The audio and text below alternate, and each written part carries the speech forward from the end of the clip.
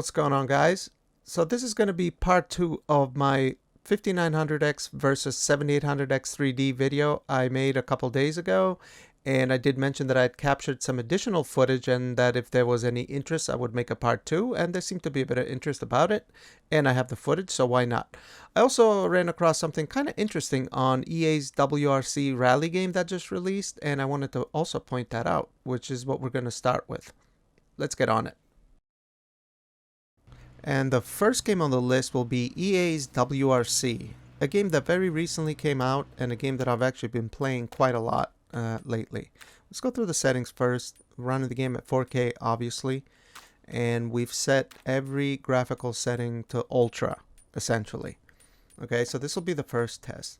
And I've actually found something unusual with this game that I felt like should be mentioned. So, playing the game here, you can tell that the 7800X 3D is doing a much better job. Around 35, maybe 40% performance improvement overall. But if you look at the performance metrics on both sides, you can clearly see that we appear to be CPU bound. So when I say CPU, I mean it could be a RAM, it could be your system, whatever. It's not the GPU, right? We have around 70% GPU usage on the 5900X and 80 to 90% on the 7800X 3D. So at a quick glance, you would think, okay, we're CPU bound, so it doesn't matter if I turn on DLSS or FSR or lower the resolution. Theoretically, you should be getting the same frames.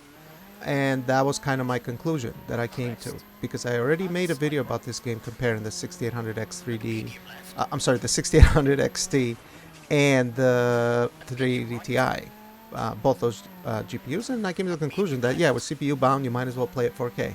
However, since I've been playing around with this game a lot, I started messing around with the settings, and that's not actually the case.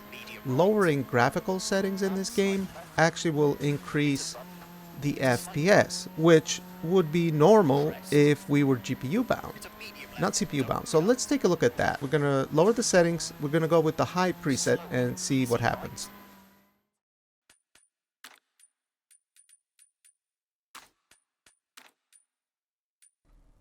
This is the high preset of the game, which for some reason sets car reflections to low, but that is the high preset.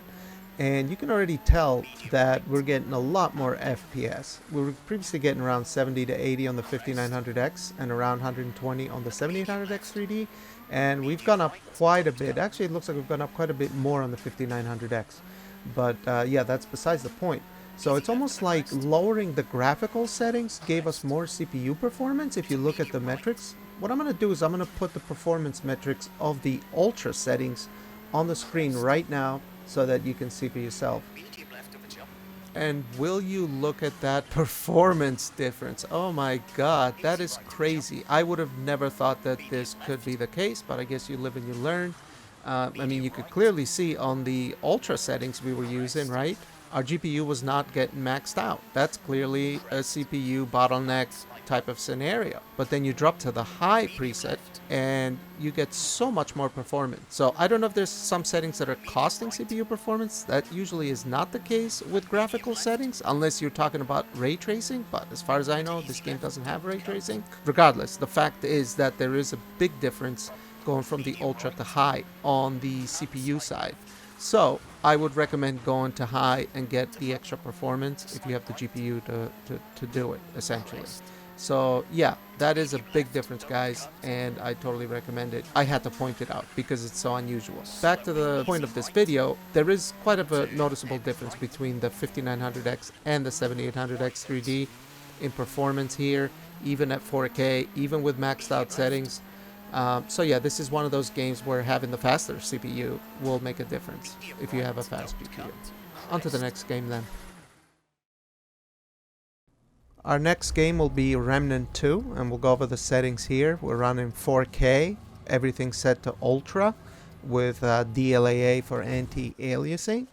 And yeah, not a big difference here at all. And also I wanted to say that this game has actually come quite a long way from the way that it launched was so demanding. You had to use DLSS. Even with the 4090, you couldn't do it natively at 4K. You had to use DLSS quality or whatever. But now you seem to be able to do 4K 60. So yeah, the game's improved quite a lot. It's a lot better optimized. But looking at the performance of our CPUs here, they're essentially the same thing. The way I did this run was I went from point A to point B, killing the creatures. Obviously I can't make it match 100% because the random generating nature of the enemies in this game, but going from point A to point B, which was about 5 to 10 minutes of gameplay, and I'm going to be editing it here so it fits within this little section for this game. It was essentially 2 FPS difference, so we'll skip to the end and you can see for yourself. So not big difference at all, probably within margin of error. But yeah, that's the differences in Remnant 2. Pretty much the same, I would say. And yeah, let's move on to the next game. Alright guys, so the next game here will be RoboCop at 4K with TAA set to 100% with all settings on Epic. I essentially just started a new game for this run, and what I did was I did the same thing I did in Remnant. Basically, I played for around 10 to 15 minutes, captured the footage, made it all the way inside fighting the enemies to the elevators before you go to the basement. And what we're going to do here is just going to skip through the footage for the sake of keeping this video short and not making it way longer than it needs to be. But yeah, essentially I didn't really see much of a difference here. We're getting pretty much the same exact performance with the 5900X and the 7800X 3D at 4K in this demanding Unreal Engine 5 game. So it's kind of a pattern here, guys. It's not much of a difference with these you know, single player heavy graphical settings type of games. Of course that's not universal, but just you know what I'm talking about. Unreal 5 engine games, games with ray tracing, that sort of thing. There doesn't seem to be a big difference between the two CPUs, and that's with the 4090. You know, it's not a GPU most people have. So yeah, I would say here they're both identical. As you can see at the end of the run, the differences between the averages are within 1 FPS, well within margin of error. So I would say they're the same. Let's jump on the next game.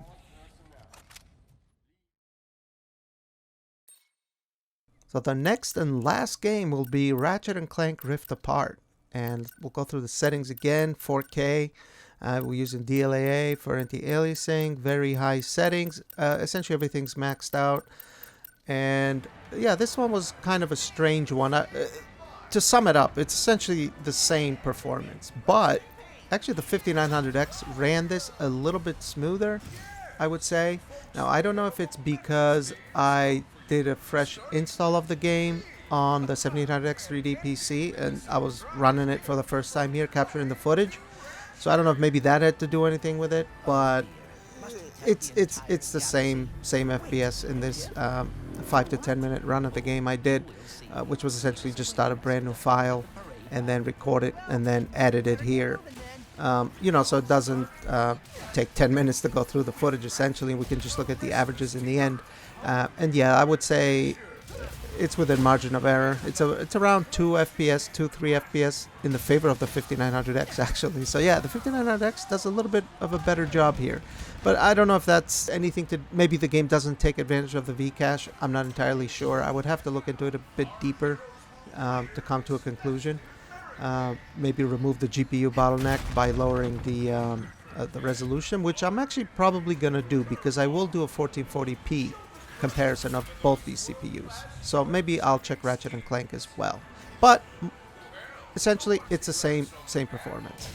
But yeah, so this is the part 2 of my 5900X versus 7800X 3D video. I hope you guys liked it. If you did, you can give it a like, and if you want to see more content like this, you can subscribe if you want to. I want to thank you for watching my video. If you have any comments, leave them below. I appreciate it. If you celebrate Thanksgiving, then happy Thanksgiving. I'm thankful you guys watch my videos, and I hope you have a great rest of the day. Bye.